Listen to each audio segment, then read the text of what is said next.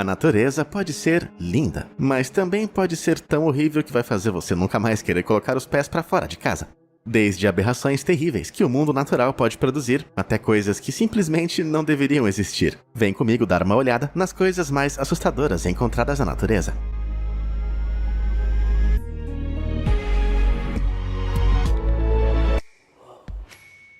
Tenda-aranha, tenda-aranha. Minha esposa sempre me obriga a ir acampar. Mas por que raios eu faria isso? Lençóis úmidos, sem Wi-Fi e o pior de tudo, bichos horríveis. Mas se você acha que eu sou covarde, dá só uma olhada nesse vídeo de 2020, de Tak, na Tailândia, e veja o que Thiranan Eik encontrou quando acordou no meio da noite.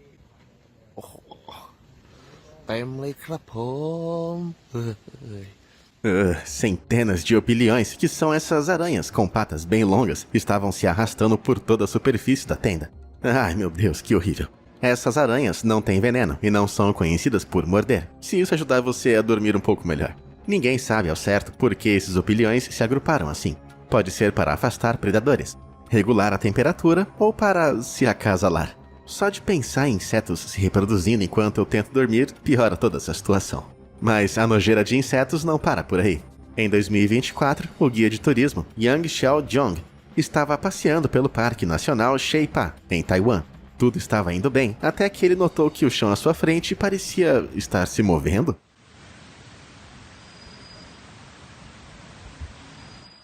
O que Yang viu foram milhões de milípedes se arrastando pelo chão. Ele acreditava que a massa tinha quase 3 metros de largura e mais de 45 metros de comprimento. Nunca em seus 11 anos como guia, ele tinha visto algo assim antes. Bom, se eu fosse ele, aquele dia teria sido meu último. A migração dos milípedes pode ter sido desencadeada por vários terremotos que atingiram a área alguns dias antes. Mas, por mais estranho que pareça, um fenômeno parecido já foi observado no Japão, mais de uma vez. Em 1920, operadores de trem registraram uma manta de milípedes cobrindo os trilhos, tão enorme que pararam os trens. O fenômeno ocorre em áreas ao redor de florestas de montanha, aproximadamente uma vez a cada 8 anos. Esses milípedes têm um ciclo de vida incomum de 8 anos que os obriga a procurar novos terrenos de alimentação, depois que eles já comeram tudo o que podiam no local de nascimento. No seguinte local, eles se alimentam, acasalam, colocam ovos novos e morrem. Mas que vida de milípede, hein? Vazio.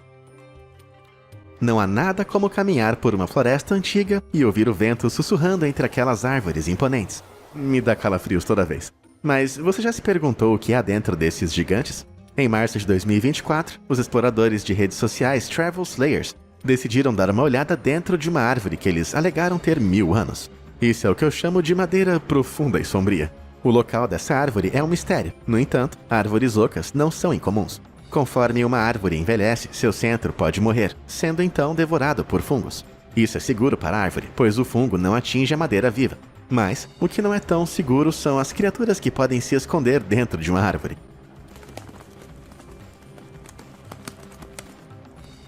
De 2014 a 2016, um surto do vírus Ebola devastou a África Ocidental. Um estudo de 2014 revelou que na aldeia guineana de Meliandu havia uma árvore oca onde as crianças brincavam.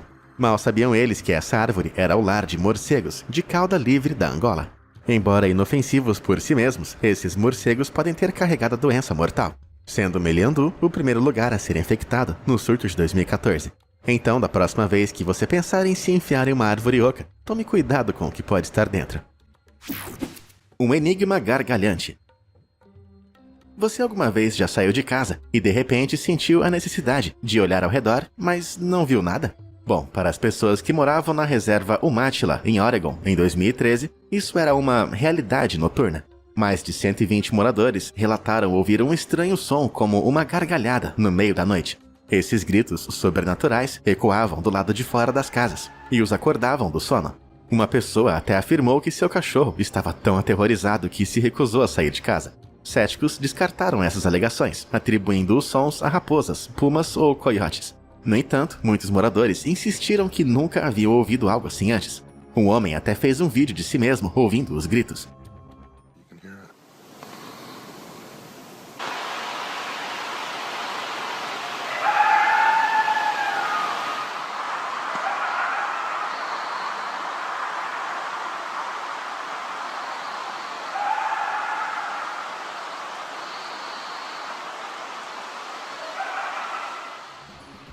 Como as autoridades não conseguiram identificar nenhum animal responsável pelos sons, alguns especularam que uma criatura sobrenatural poderia ser a culpada. Há até rumores de que o próprio Pé Grande poderia estar se escondendo em um pântano não muito longe da reserva. Mas as histórias sobre o Sasquatch não devem ser ignoradas, com um líder tribal da área afirmando que uma vez encontrou uma pegada massiva de 45 centímetros enquanto caçava nas Montanhas Azuis, a pouco mais de 160 quilômetros de Umatilla. Mas e você, o que acha que fez esses gritos? Raposas? O Pé Grande? Eu, saindo para cortar a grama depois de editar um vídeo por 48 horas seguidas? Diz aqui nos comentários. Miserável na praia. Se você assiste aos meus vídeos, deve saber que muitas coisas estranhas acabam chegando nas praias.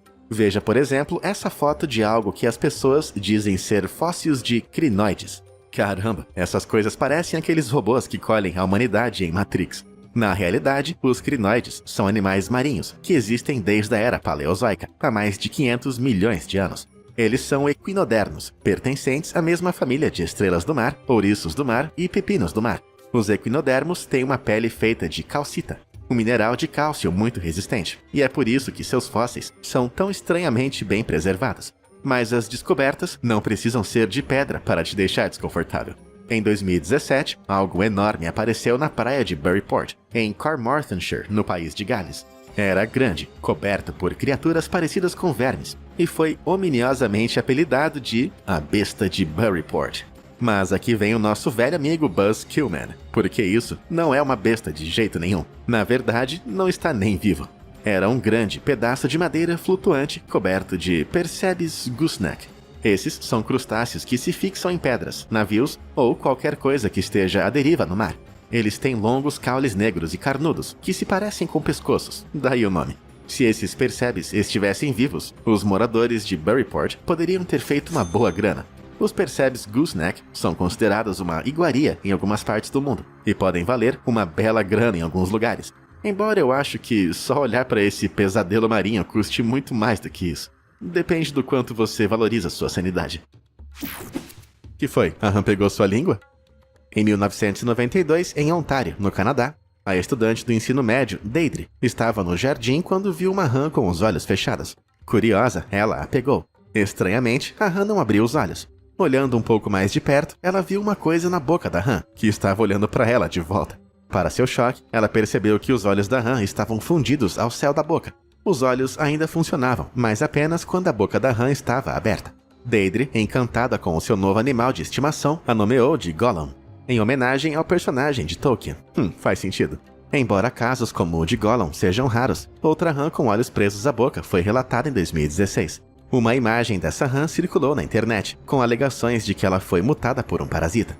Essa explicação não é totalmente improvável, já que o parasita Riberoia ondatrai pode entrar no sistema de um girino e fazer crescer pernas adicionais, embora deformadas. No entanto, isso não explica os olhos. Algumas rãs retraem os olhos na boca enquanto comem para ajudá-las a engolir. No caso de Gollum, a pele do palato foi incorporada aos próprios olhos, possivelmente devido ao crescimento das retinas em direção à boca por acidente. Isso dá um novo significado a comer com os olhos. Pesca dos pesadelos. Eu tô ficando meio tenso com tudo isso, então vamos fazer uma viagem tranquila de pesca no mar. Apenas nós e as ondas. Com certeza nada de assustador vai estar por lá, né? Bom, em 2017, Matt Mertz pensou o mesmo quando foi pescar na costa de Santa Cruz, Califórnia. Ele conseguiu pescar um lingcod de 70 centímetros, uma captura bem razoável. Mas o pescador notou algo na boca do peixe, algo mole. Olhando além das presas serrilhadas, ele viu uma criatura presa em sua garganta, um polvo. Isso, é claro, antes dos tentáculos do polvo saírem para fora. Brincadeira essa última parte. Mas ver aquilo preso lá dentro deve ter sido uma surpresa. Mertz acredita que o lingcod deve ter comido o polvo pouco antes de ser capturado. Não é segredo que esses peixes adoram comer polvos pequenos. E esse aqui deve ter escolhido um polvo um pouco menor. Navegando pela internet, outra captura muito estranha começou a circular. Um peixe mutante de 3 olhos. Os internautas afirmam que essa criatura foi capturada na costa da Groenlândia, embora eu não possa afirmar isso com certeza. Mas a maior preocupação das pessoas é compará-la com o Blink dos Simpsons. No entanto, por mais assustador que um peixe de 3 olhos possa ser, não chega perto da próxima captura. Em 2021, um pescador de Sashion, na província de Gyeongsang do Sul, no Japão, pescou uma criatura como nenhuma outra. enquanto pescava polvos. A tripulação estava prestes a soltar sua captura de volta à água, quando perceberam que um deles era bem diferente dos outros. E não de uma boa maneira, porque tinha 32 pernas. Cuidado com esse carinha, ele tá bem armado. Se você achou isso impressionante, em 1998, um polvo foi encontrado com incríveis 96 tentáculos. Esse notável espécime, pesando 3,2 quilos e medindo 90 centímetros, foi armazenado no Shima Marine Land Aquarium, e uma de suas fotos viralizou em 2021. Ok, o que está acontecendo com todos esses cefalópodes? Bom, quando um polvo perde um tentáculo, geralmente por causa de um predador, ele pode regenerá-lo. Contudo, fatores como infecções ou mutações genéticas podem afetar essa regeneração. A poluição nas águas pode danificar o DNA de um animal, levando a essas mutações. Ah, ótimo, mais uma razão para não ir nadar. Mistérios subaquáticos. Em 2022, depois de um dia de snorkeling na baía de Port Phillip, na costa sudeste da Austrália, nadadores se aproximaram das águas mais rasas perto da costa, onde viram esses estranhos e assustadores nódulos, cada um com cerca de 2 metros de largura, espalhados pelo fundo. A princípio, você pensaria que são ovos alienígenas, prestes a chocar algum tipo de descendente faminto. Mas, infelizmente, não é isso. Esses são unidades de mitigação da erosão, ou EMOS, ou UME, feitas de uma mistura de concreto e conchas de ostras. Foram fabricadas pelo Reef Design Lab, um estúdio de Melbourne especializado em soluções costeiras. Com quase 60 metros de extensão, essas 46 UMEs formam uma barreira protetora ao longo da costa de Port Phillip. Embora pareçam horríveis de uma forma que eu não consigo descrever, elas têm um propósito importante: ajudar a reduzir a erosão costeira e oferecer abrigo para criaturas marinhas. As superfícies intencionalmente ásperas atraem espécies formadoras de recifes, como mexilhões e ostras.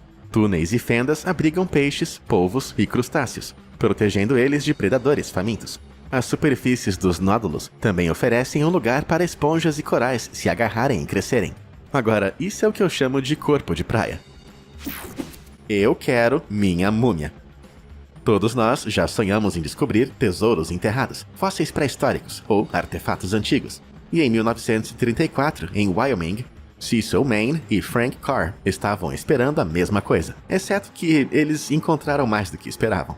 Eles começaram sua busca como bons arqueólogos, explodindo uma parte das montanhas San Pedro. A explosão abriu uma caverna, e ao entrar, eles viram algo sentado no escuro. Era uma pequena figura, de cerca de 16 centímetros de altura, com olhos salientes, pele marrom seca e uma cabeça deformada. Uma múmia. Mayne e Carr pegaram a coisa estranha e fizeram o que qualquer pessoa sensível faria: venderam rapidamente. Depois, ela acabou se tornando uma atração de circo. Alguns acreditavam que a múmia era um dos pequenos, ou Nimirigar, da mitologia Shoshone, que, acredita-se, atacaram os povos indígenas com pequenos arcos e flechas envenenados. Sinto muito, mas essa ideia pode ser descartada. O antropólogo físico George Gill, da Universidade de Wyoming, acredita que a múmia provavelmente era um bebê que sofria de anencefalia, um defeito fatal em que o feto não desenvolve porções importantes do cérebro. Quanto ao paradeiro da múmia hoje em dia, sua constante troca de proprietário fez com que ela se perdesse em algum momento na década de 1950. As pessoas ainda a procuram até hoje. Em 2005, John Adolphe, proprietário do Lost World Museum, um museu de Nova York dedicado ao criacionismo, ofereceu uma recompensa de $10 mil pela múmia. Ele acreditava que sua descoberta poderia refutar a teoria da evolução. Infelizmente para Adolphe, ela continua perdida até hoje. Onde quer que a múmia esteja agora, espero que descanse em paz. Coníferas cheias de teias. Em 2010, o Paquistão foi atingido por enchentes devastadoras. Mais de 1/5 do país ficou debaixo da água, afetando a vida de 20 milhões de pessoas. No meio da tragédia, aqueles na região de Sindh notaram algo estranho nas árvores. Os galhos das árvores estavam envoltos no que parecia ser teias de aranha. As águas da enchente levaram 6 meses para recuar, e durante esse tempo, milhões de aranhas que buscaram refúgio nas árvores as transformaram em enormes casulos. Nada como isso havia acontecido antes na região, e para muitos, essa visão parecia algo vindo das profundezas do inferno. Mas eu acho que você não deveria julgar tão cedo. As áreas com essas árvores cobertas de aranhas apresentaram muito menos casos de malária, porque as aranhas se alimentam de mosquitos que transmitem doenças e proliferam em águas estagnadas. Eu fiz um vídeo sobre árvores antes, que detalha mais sobre esse fenômeno. Então, se você quiser aprender mais, vai lá dar uma olhada. Embora eu imagino que os aracnofóbicos não vão estar por aqui. Catástrofe dos corais. Imagine caminhar pelo deserto de Al-Ula, na Arábia Saudita, com o sol tão quente que você se sente tonto e delirante. De repente, ao longe você vê algo. E ao se aproximar, parece um crescimento de algum tipo, coberto por pústulas. Será que você está imaginando coisas? De jeito nenhum. Esse é o Coral Alchemy One, uma instalação criada em 2022 pelo artista Shehzad Dawood. Mas o que corais fazem no deserto? Bom, Dawood se inspirou ao saber que há 10 milhões de anos, Al-Ula fazia parte do que se tornou o Mar Vermelho, e Coral Alchemy evoca a antiga vida marinha que ali existia. Essa criação mede cerca de 2 metros de comprimento, 2,5 de altura e 3,5 de largura, o que a torna maior que uma cama super king size. Feita de resina fundida, metal e tinta termocrômica, as cores da escultura realmente mudam de acordo com a temperatura. Meu rosto é exatamente o mesmo, até com as pústulas. Mas que mundo pequeno. Gigante marinho. Para todos os nerds da mitologia grega, a história de Atlas provavelmente soa familiar. Ele era um titã condenado a sustentar os céus e a terra pela eternidade. Mas isso é apenas uma velha história, certo? Bem, faça um mergulho nas águas de Nassau, nas Bahamas, e vai parecer assustadoramente real. Mas o que raios é aquele colosso? Bom, é o Atlas do Oceano, uma estátua monumental de pouco menos de 5 metros de comprimento, que pesa mais de 30 toneladas. O mesmo que 10 elefantes africanos. O Atlas é tão grande que teve que ser montado peça por peça, e detém o recorde de maior escultura figurativa a ser exibida submersa. Um ótimo nicho de recordes. A peça foi instalada em 2014 e criada por Jason DeCairis Taylor, que quis chamar atenção para as ameaças existenciais que o oceano enfrenta. A escultura retrata uma jovem bahamiana sustentando o peso do mar. Seu fardo serve como um lembrete da responsabilidade da humanidade com o nosso meio ambiente. Isso é bonito e tal, mas ainda assim, eu não gostaria de encontrar essa coisa se eu estivesse nadando. O Espírito Santo. Ainda não acabamos com os gigantes marinhos assustadores. E nada é mais assustador do que Jesus Cristo. Desculpe usar o nome do Senhor em vão, mas realmente é o próprio Jesus Cristo. Embora estejamos acostumados a ver o Filho de Deus nas nossas igrejas, é outra coisa vê-lo coberto de percebes, como se fosse um membro da tripulação do holandês voador. Essa é a estátua Cristo dos Abismos, de 2,5 metros de altura, criada pelo escultor Guido Galletti, e localizada a cerca de 16 metros de profundidade no mar Mediterrâneo, perto da costa de San Frutuoso, onde está desde 1954. A obra é uma homenagem a Dario Gonzatti, o primeiro italiano a usar equipamento de mergulho. Apesar dessa escultura ser um terror quase sobrenatural e meio irônico, as pessoas decidiram replicá-la em outras 2 estátuas de Cristo dos Abismos. Uma na costa de St. George's, Grenada, em 1961, e outra de 2,70 metros de altura, no Coral Reef State Park, em Key Largo. Mergulhar ao redor dessas coisas com certeza seria uma grande experiência. Um verdadeiro momento para encontrar Jesus Cristo. Mas e aí, entre o Jesus afortunado e o Atlas do Oceano? Qual você menos gostaria de encontrar nas profundezas do mar? Diz aqui nos comentários abaixo. E já que você tá aí, não se esqueça de curtir e se inscrever. E aí, tudo pronto? Maravilha! Agora vejamos o que temos a seguir. A picada final. Eu não tenho tempo para ficar narrando esses roteiros. Eu tenho uma lista de tarefas enorme. Primeiro, eu vou limpar a garagem. Tenho revistas e lixo espalhados para todos os lados. Aguenta aí, eu só preciso... Meu Deus, o que é aquilo? Isso aí é uma escultura com uma cara estranha. Ainda mais assustadora por causa de um ninho de vespas que a faz parecer ter um tronco horrorosamente inchado. E eu que achava que as vespas já eram ruins o bastante. Parece que esses insetos estão sendo criativos. Essas vespas fizeram um ninho em cima dos holofotes, parecendo algum tipo de criatura misteriosa. As vespas fazem seus ninhos com papel machê, feito da madeira que elas mastigam até virar uma polpa úmida. Depois, elas cospem isso e moldam a gosma com suas mandíbulas e antenas. Se não forem incomodadas, os ninhos podem atingir proporções gigantescas. Olha só o tamanho do ninho que esse controle de pragas pegou.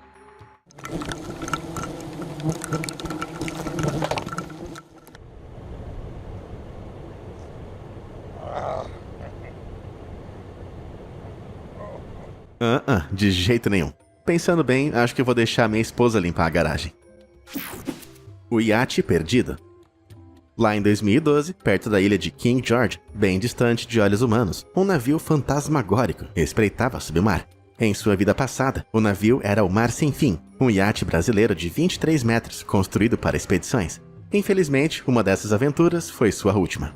Em 2012, 4 homens estavam a bordo filmando um documentário. No entanto, ventos e ondas fortes surgiram, e o iate ficou preso no gelo. Os homens pediram ajuda e acabaram sendo resgatados pela base naval chilena na Antártica. Mas com o Mar Sem Fim foi um pouco diferente. Com o tempo, o iate foi esmagado pelo gelo, levando ele a afundar e apodrecer sob 9 metros de água. Contudo, a morte do navio não foi permanente. Um ano depois, ele foi retirado do fundo do mar e rebocado de volta para a terra firme. Acho que agora só o fantasma daquele iate permanece naquele túmulo aquático frio. Rosto de boneca.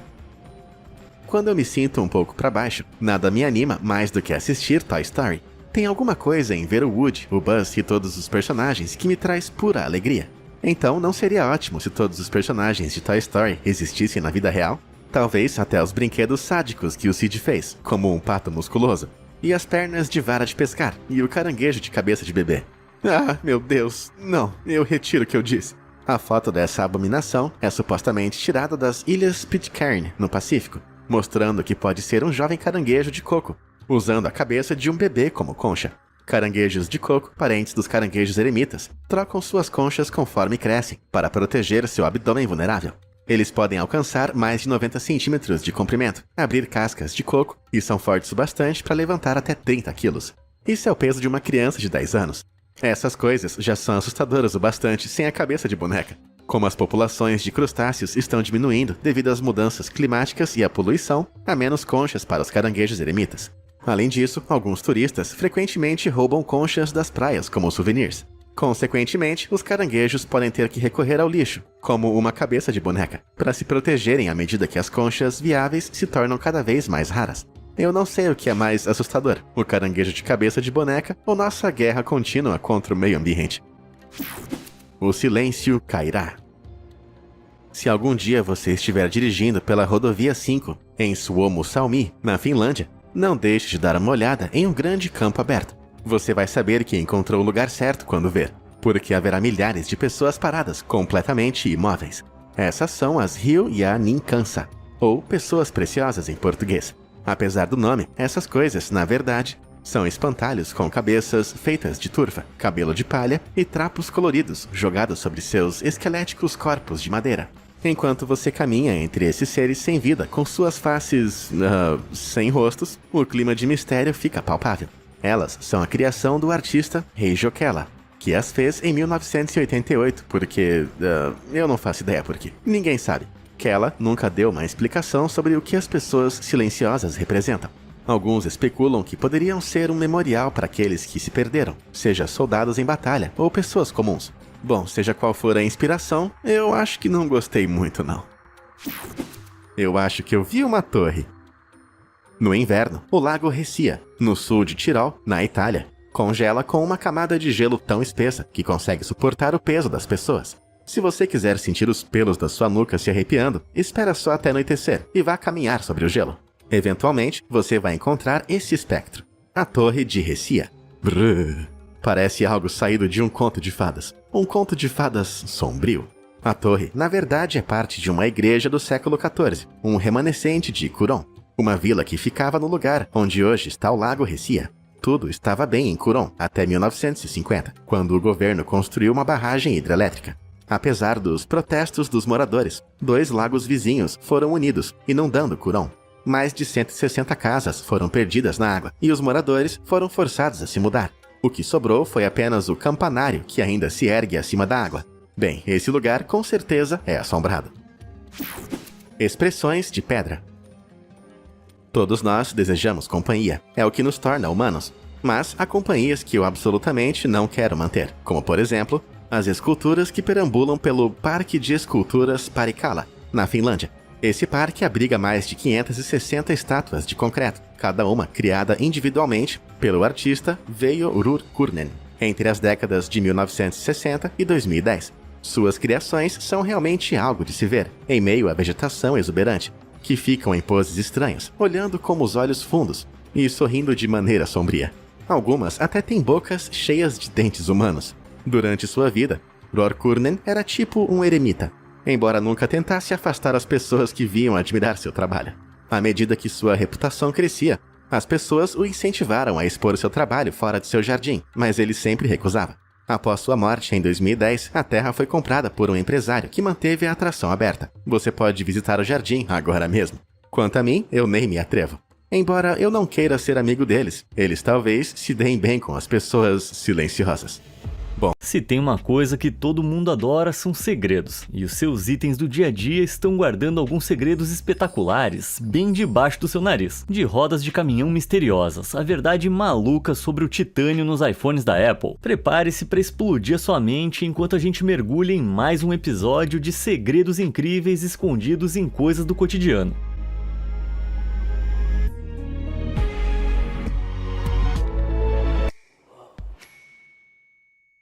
Tudo nos eixos.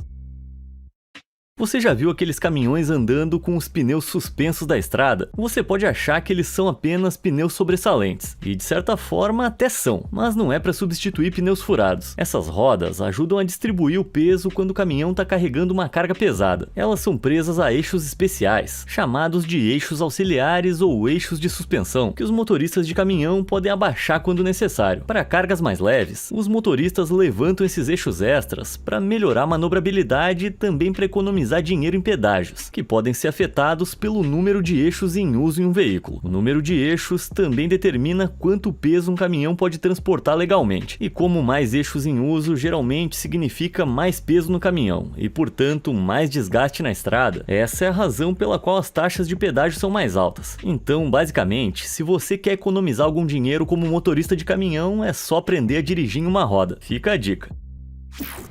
Segredos de cereal.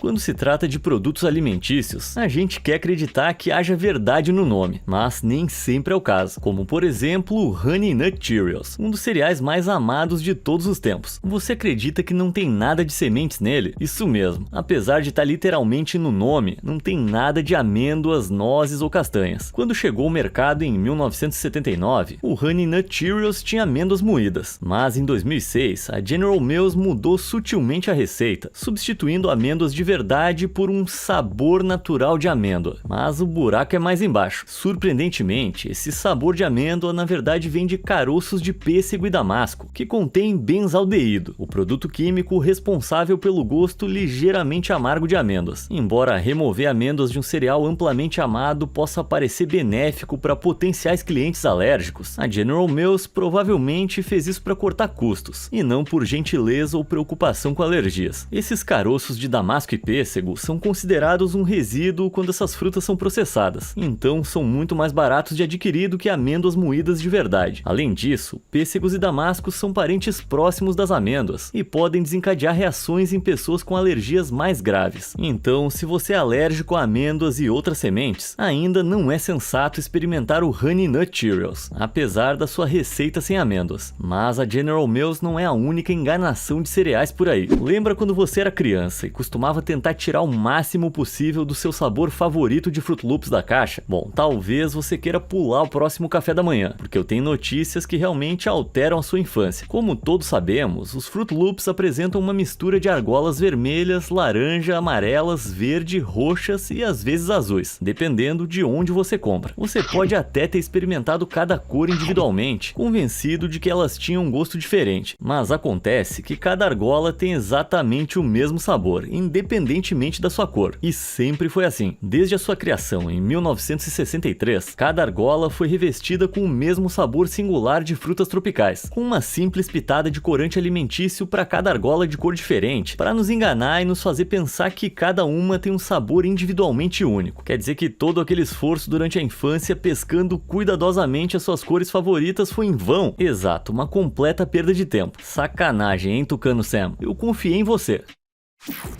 Silêncio, por favor. Se você andou dirigindo nos Estados Unidos, provavelmente notou que muitas bombas de postos de gasolina mais novas têm aquelas telinhas que exibem anúncios irritantes e incômodos. Wash your car every day, anytime, for one low price. Como o Cheddar News da GSTV. Hello everyone, this is Cheddar News. Pior ainda, um número crescente de promoções de campanha presidencial. partnered with Gas Station TV to celebrate my presidential campaign. For a limited time, when you order a meatball sub inside, you'll also receive a free I'm voting for Ron DeSantis and I eat at the gas station t-shirt. So if you're a true American patriot who likes to chow down on road meat, please buy my meatballs, wear my shirt, and help me defeat the woke mind virus. Tá, eu admito que esse último é um deepfake humorístico, criado pelo TikToker Luke Strickler, mas os anúncios de verdade ainda são bem irritantes. Felizmente, tem uma maneira pouco conhecida de silenciar os anúncios de uma vez por todas e aproveitar a experiência de reabastecimento em paz como antigamente. Olha só, a maioria das bombas de gasolina com essas TVs tem 4 botões de cada lado. O segundo botão de cima para baixo no lado direito é o que você tem que apertar. Da próxima vez que você for submetido a um anúncio de bomba de gasolina, aperta esse botão com firmeza e pronto. Anúncios silenciados. Embora esse botão secreto seja a maneira mais comum de silenciar uma bomba de gasolina, o método pode variar dependendo do fabricante da bomba. Outro botão menos comum para tentar é o botão inferior direito, enquanto algumas versões touchscreen incluem menus que podem conter opções para ajustar o volume. Se você tiver sorte, pode até acabar em um posto de gasolina onde os próprios funcionários marcaram os botões. A única pergunta que resta é: o que os outros botões fazem? Me conta aí nos comentários se você souber. Medidas misteriosas. A humilde trena é um item básico de todos os projetos de reforma de casas, mas se você olhar de perto, vai notar uma coleção de marcações misteriosas além das polegadas e centímetros, nas quais você provavelmente nunca prestou atenção antes. Por exemplo, você pode ver um numeral romano dentro de um círculo, que se refere ao que é conhecido como a classe de precisão daquela trena específica. Antes de serem lançadas no mercado, algumas trenas são submetidas a um teste de precisão, que as coloca em uma das 3 classificações com base em sua margem de erro. As trenas de classe 1 fornecem o mais alto nível de precisão com a menor margem de erro, e são mais frequentemente usadas em tarefas de alta precisão, como pesquisa científica e engenharia civil, e por esse motivo elas geralmente custam mais. As trenas de classe 2 geralmente são as mais disponíveis, com um nível moderado de precisão que as torna ideais para uma variedade de tarefas cotidianas, incluindo projetos de bricolagem e reformas residenciais. Com a maior margem de erro, as trenas de classe 3 são mais adequadas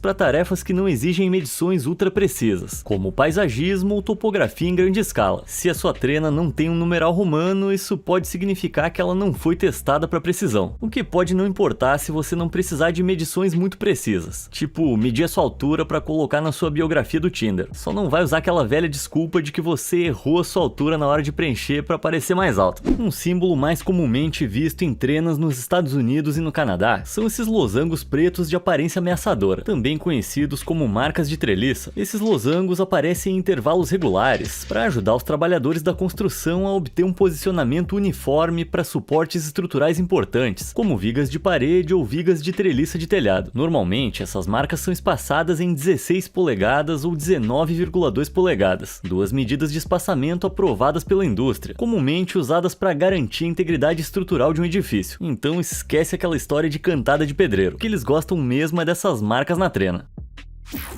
Poder da raquete. Já se perguntou por que as raquetes de tênis de mesa sempre parecem ter um lado vermelho e um lado preto? Bom, não é só pelo estilo, é tudo especialmente projetado para garantir um jogo justo. As raquetes de ping-pong são cobertas em cada lado com borrachas que fazem a bola reagir de forma diferente quando atingida. Muitas vezes, as 2 borrachas diferentes em cada lado de uma raquete padrão são para 2 tipos de jogo, ofensivo e defensivo. Então, de acordo com as táticas de jogo tradicionais, as raquetes padrão geralmente apresentam um lado vermelho, projetado para ser melhor para jogo ofensivo, com borrachas mais rápidas, e um lado preto para jogo defensivo com borrachas mais lentas. Geralmente, a velocidade das borrachas depende da espessura e dureza da sua esponja. Borrachas mais duras e grossas produzem tacadas mais rápidas, e borrachas macias e finas produzem tacadas mais lentas e controladas. Historicamente, os jogadores profissionais de tênis de mesa podiam usar diferentes tipos de borracha em cada lado das raquetes, com os 2 lados sendo da mesma cor. Isso permitiu que os jogadores trocassem a borracha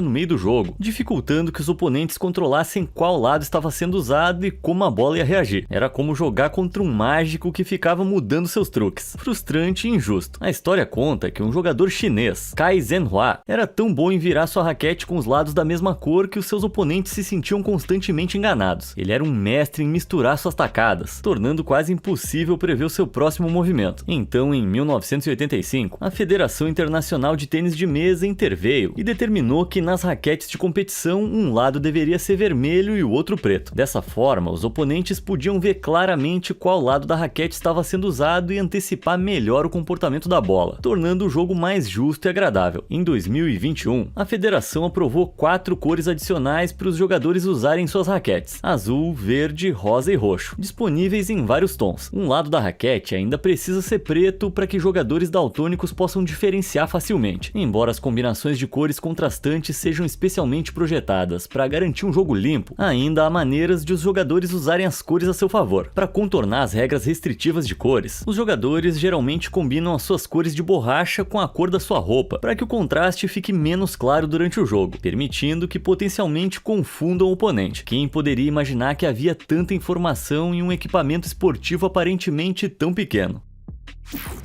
Insumo escasso. Se você já comeu sushi, é provável que tenha experimentado aquela pasta verde picante que as pessoas chamam de wasabi. Mas o que você provavelmente não sabe é que, independentemente de quantas vezes você tenha comido sushi, na realidade, você provavelmente nunca provou wasabi de verdade. O fato é que até 99% do wasabi vendido nos Estados Unidos é completamente falso. Até mesmo no Japão é relatado que apenas 5% do wasabi consumido lá é o verdadeiro. Mas então, o que acontece? O verdadeiro wasabi japonês, ou wasabi japônica, é extremamente difícil de cultivar, porque as suas necessidades de cultivo são muito específicas. Endêmica ao longo dos leitos úmidos mas sombreados dos riachos das montanhas japonesas, a planta wasabi requer um suprimento contínuo de água limpa e fria, bem como uma temperatura constante que varia entre 7 e 24 graus. Além disso, o wasabi não é fã de multidões, e quando plantado em massa, a planta pode facilmente sucumbir a doenças infecciosas e pragas, por ser tão complicado de cultivar. Além do fato de que pode levar anos para atingir a maturidade, o wasabi legítimo é extraordinariamente caro, alcançando incríveis $160 por quilo. Mas então, o que a gente está comendo? Bom, aquela pasta verde clara no seu sushi é provavelmente uma mistura de raiz forte europeia e mostarda, que juntos têm um gosto semelhante ao wasabi, junto com uma pitada de corante alimentício. É, segredinho picante. Desculpa, o wasabi, quer dizer, a raiz forte entrou no lugar errado. A cor do sucesso. Junto do ônibus escolar amarelo e a maçã vermelha, o lápis amarelo se tornou um símbolo icônico da educação infantil. Mas você já parou para se perguntar por que ele é amarelo? Originalmente, os lápis eram feitos de pequenas hastes de plumbago, que é uma forma de grafite, envoltas em tiras de madeira ocas. Os lápis eram originalmente pintados para ajudar a mascarar a baixa qualidade da sua madeira, com apenas aqueles que promoviam a madeira mais sofisticada sem verniz. Mas em 1889, uma empresa austro-húngara chamada Koh-i-Noor Hardtmuth revelou um novo lápis de luxo, nomeado em homenagem ao maior diamante da época, o Koh-i-Noor. Para comercializar essa ferramenta comum como luxuosa, eles a pintaram com o tom amarelo brilhante que reconhecemos hoje. Algumas fontes dizem que a cor amarela foi escolhida para representar a bandeira preta e amarela da Áustria-Hungria em uso na época, enquanto outras dizem que a escolha da cor foi mais uma declaração internacional. Durante os anos 1800, o melhor grafite do mundo vinha da China, e o amarelo simbolizava realeza e status lá também. Acredita-se que ao pintar os seus lápis de amarelo brilhante, a Koh-i-Noor Hardtmuth estava consolidando a associação dos seus lápis com os melhores do mundo. E funcionou. A indústria de lápis percebeu e logo todos os fabricantes estavam optando por uma pintura amarela para imitar o sucesso de marketing da Koh-i-Noor. Ainda hoje, acredita-se que os lápis pintados de amarelo representam cerca de 2/3 das vendas de lápis nos Estados Unidos. Amenizando aromas. Seja você um motorista ou não, é provável que conheça os purificadores de ar para carros Little Trees, bem como seus aromas potentes. Os Little Trees vêm nessas pequenas embalagens plásticas. Embora você possa presumir que o único propósito dessa capa de plástico seja manter o aroma da árvore intacto antes de abrir, ela foi projetada para desempenhar um papel fundamental durante o uso também. Se você já usou um desses, sabe que depois de tirar da embalagem, o aroma dos Little Trees pode ser opressor, para dizer o mínimo, e encher o seu carro com um aroma de dor de cabeça antes de desaparecer rapidamente. Mas se você der uma olhada nas instruções de uso, vai ver que não é para tirar as árvores da embalagem de jeito nenhum. Quer dizer, pelo menos não no começo. Os Little Trees são projetados para serem pendurados ainda dentro da capa e gradualmente expostos centímetro por centímetro, liberando lentamente o seu aroma semana após semana. Ao retirar gradualmente o purificador de ar da embalagem, você consegue controlar a intensidade do aroma e desfrutar de uma fragrância mais sutil por mais tempo. Tá explicado. mercado. Essas arvorezinhas nos carros realmente não me cheiravam muito bem. Escolhas da Apple. Todo mundo tem aquele amigo que é fã incondicional da Apple, sempre se vangloriando sobre o quanto seu novo iPhone chamativo é melhor em comparação ao anterior. Então, quando o iPhone 15 foi lançado em 2023, houve as alegações normais sobre as melhorias na câmera e melhores gráficos na tela. Mas o grande burburinho foi sobre o quanto o novo telefone parecia mais leve. Um recurso de destaque do iPhone 15 Pro foi o uso de titânio nas bordas, em vez do aço inoxidável que era usado em modelos anteriores. Isso fez o iPhone 15 Pro pesar 187 gramas, mais leve que o iPhone 14 Pro que pesava 204 gramas. Claro, essa diferença, mesmo que muito pequena, pode ser impressionante de uma perspectiva de engenharia, só que é só 9% mais leve, quase a mesma coisa que uma pilha pequena. Então, por que todo mundo achava que o iPhone 15 Pro parecia tão mais leve? O segredo central dessa ilusão de peso está em um conceito da física chamado momento de inércia ou massa angular. Basicamente, isso mede quanto esforço é necessário para torcer ou virar um objeto. Se a maior parte do peso estiver perto do centro de um objeto, fica mais fácil girar, mas se o peso estiver nas bordas, é preciso mais esforço para mover. Como a estrutura do iPhone fica ao redor da borda, trocar o material aqui para um material mais leve reduz significativamente o esforço necessário para manobrá-lo, mesmo que a mudança geral do peso não seja muito grande. Embora a perda geral de peso do iPhone 14 Pro para o 15 Pro seja 9%, o momento de inércia foi reduzido em cerca de 15% no lado mais longo. Então o fato de a Apple usar titânio significa que você realmente vai sentir a diferença ao alternar o seu telefone entre paisagem e retrato, criando a ilusão de que o telefone é muito mais leve do que realmente é. Mas seja efeito placebo ou não, eu tô aceitando qualquer coisa que torne as sessões de maratona de TikTok e YouTube um pouco menos estressantes para os meus pulsos. Falando em segredos de design que a Apple vem escondendo das pessoas, se você é usuário de MacBook, tira um tempinho para verificar o seu carregador. Em alguns modelos mais antigos, a Apple costumava incluir essas duas abas bacanas que se estendiam para ajudar os usuários com gerenciamento de cabos mais organizado. Embora não se saiba exatamente por que a Apple decidiu cortar as próprias asas assim, alguns têm a teoria de que o recurso sem querer incentivou os usuários a enrolar os cabos muito apertados, causando estresse e danos ao desempenho dos carregadores. Ou se você for como eu, passou muito tempo mexendo neles e eles quebraram. Ah, fala sério, você nunca fez isso? É tão divertido. Dilema dos copos.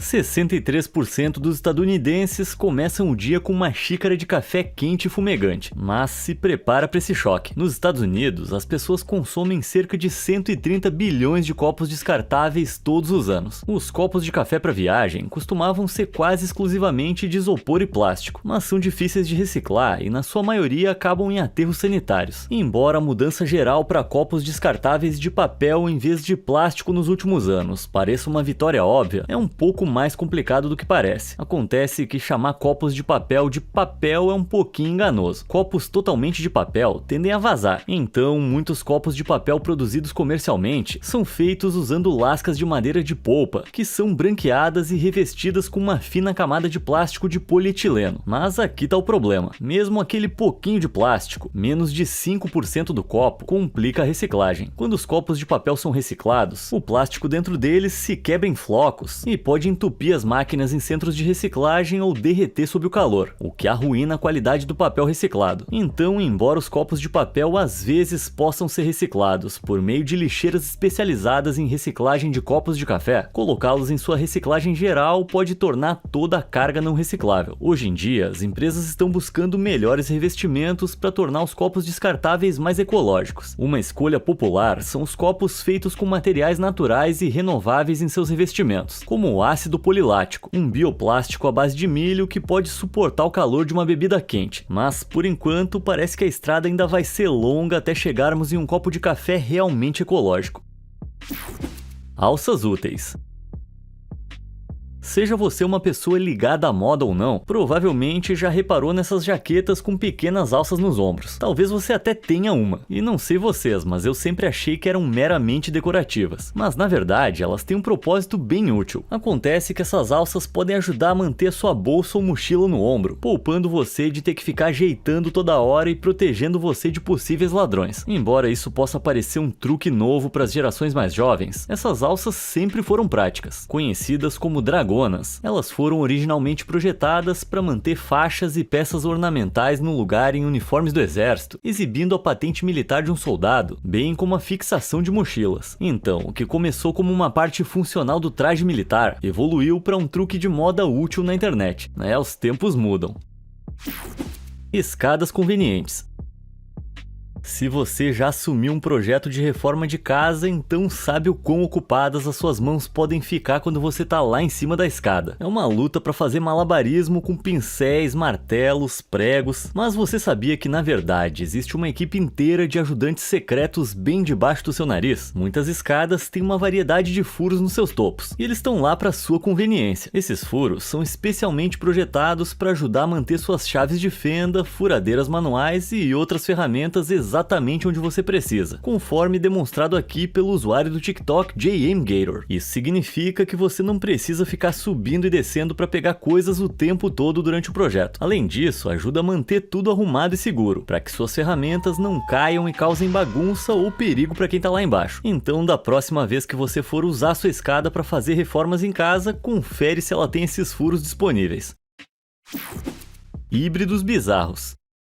À primeira vista, esse pônei de brinquedo com uma linda cauda loira parece qualquer outro que você encontraria numa coleção de brinquedos infantis, mas as coisas pioram se você abri-lo. É isso mesmo, a cauda desse pônei tá presa à cabeça de uma boneca decapitada, mas como diabos isso foi parar ali? Bem, a primeira pista é que esse pequeno pônei mutilado parece ter sido feito na China. Muitos produtos de plástico baratos feitos na China reciclam mercadorias velhas para economizar custos, o que às vezes inclui o uso de peças de brinquedos velhos e quebrados. Como resultado, temos produtos híbridos bizarros, como cordas feitas de fraldas, dados dentro de peças de xadrez e até dados dentro de dados. Embora você possa estar achando que a reciclagem de produtos em desuso é um passo positivo em direção à sustentabilidade, existem algumas preocupações éticas. Sem o processamento e a limpeza adequados desses resíduos, esses produtos híbridos podem representar riscos à saúde, reduzir a qualidade do produto e, como essas inclusões raramente são declaradas, minar a confiança do consumidor. Não é de surpreender que nenhum fabricante tenha feito uma declaração sobre esse tipo de descoberta. Então, se a sua bola de basquete feita na China se abrir, revelando uma bola de futebol dentro, que tem uma bola de softball dentro dela, que por sua vez tem uma bola de tênis dentro, que tem uma bola de golfe dentro, não se surpreenda. Chamas secretas. Todo mundo consegue apreciar uma invenção que resolve um problema de verdade, tipo aqueles isqueiros Bic multiuso de cano longo, projetados para alcançar pontos difíceis. Mas a verdade sobre o que está dentro pode surpreender você. Dentro de cada isqueiro Bic multiuso, há o que parece ser um segundo isqueiro de tamanho normal conectado a um gatilho. Em vez disso, ele abriga um tanque de butano que contém o gás necessário para ignição, semelhante em aparência aos vistos em isqueiros normais. Na verdade, parece que esse tanque é um isqueiro Bic normal, com as suas partes externas não essenciais removidas ao redor do topo e funcionando exatamente da mesma forma. Bom, visto que a Bic já faz todos esses isqueiros de qualquer maneira, vê-los reutilizando de maneira hábil seus próprios produtos comuns dentro de produtos mais especializados é algo digno de elogios. Laranjas enganosas.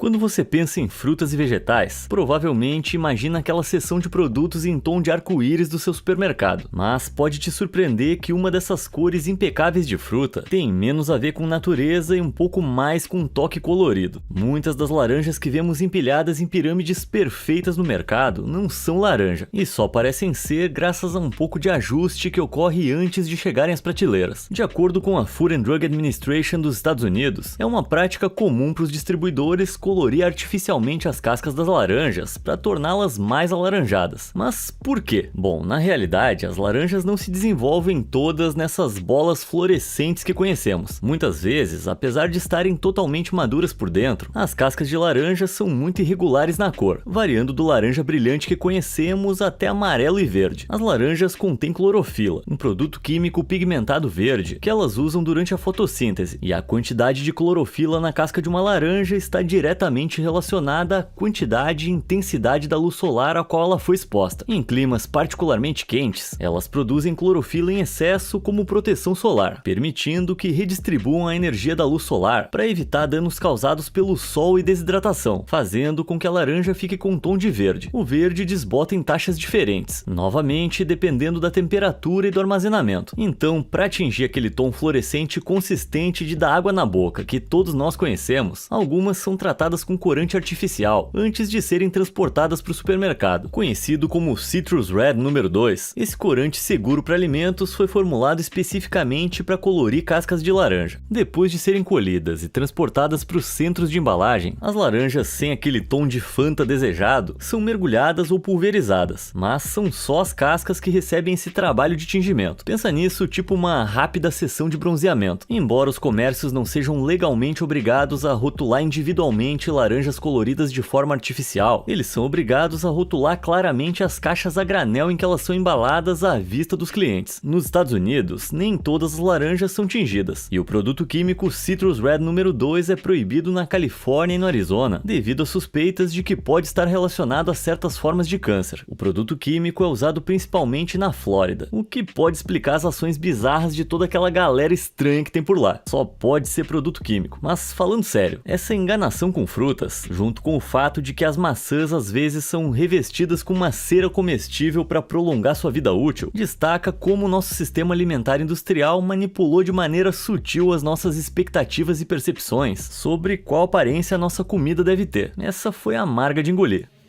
Obrigado por virem até aqui comigo em mais um episódio dessa série. Você conhece algum segredo que eu ainda não falei? Me conta nos comentários pra gente aumentar essa lista. Até a próxima e obrigado por assistir.